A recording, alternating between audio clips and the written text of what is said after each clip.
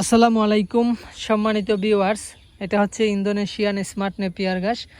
আপনারা যারা দীর্ঘদিন ঘাসের সমস্যায় ভুগতেছেন, আসলে কোন ঘাসটা চাষ করবেন বা খামার শুরু করবেন, খামার শুরু করার 2 থেকে 3 মাস আগেই একটা পূর্ব প্রস্তুতি নিতে হয় ঘাসের জন্য।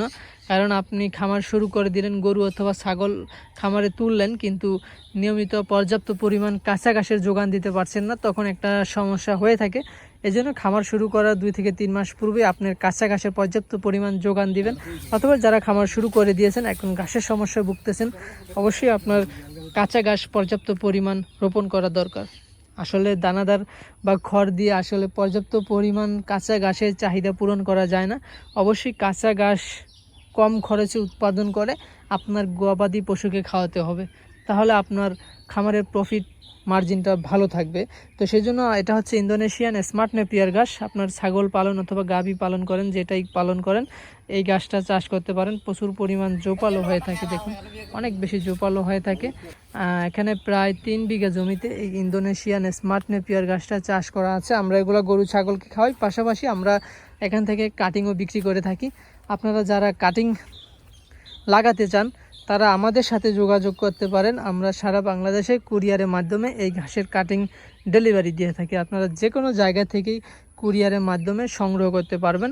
আর এই গাছটার কোনো বিচি হয় না, এটা মূলত কাটিং হয়ে থাকে। আপনারা কাটিং রোপণ করবেন, যে কোনো জায়গা থেকেই সংগ্রহ করেন না কেন, কাটিংটা রোপণ করবেন। আসলে এই গাছের বিচি হয় না। আমরা বিগত 4 বছর যাবত এই ঘাসের কাটিং বিক্রি করে আসছি।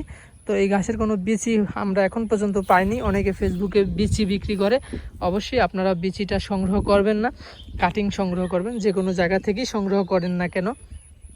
আর এর পাশাপাশি আমাদের কাছে যারা 1 hybrid, Taiwan hybrid, American 5G, Guatemala hybrid, এই 4টা হচ্ছে আপনার উঁচা জমির ঘাস অ্যাভেলেবেল আছে। আর যারা নিচু জলাবদ্ধ জমি, 2-3 মাস 6 মাস পানি থাকে, এরকম জমিতে আপনার জার্মান হোয়াইট হাইব্রিড ঘাস এবং অজানা হাইব্রিড ঘাস, এই ঘাসগুলো চাষ করতে পারেন। এগুলো আমাদের কাছে আছে, সারা বাংলাদেশেই আমরা ডেলিভারি দিয়ে থাকি। যে দেখুন, কিছুদিন আগে আবার এই ঘাসগুলো কাটা হচ্ছে, এগুলো আবার কুশি বের হচ্ছে, তার আগে আবার ওগুলা কাটা হচ্ছে, ওগুলোও কিন্তু বের হয়ে গেছে। আবার কিছুদিন পরে গরু ছাগলকে কেটে খাওয়ানো যাবে।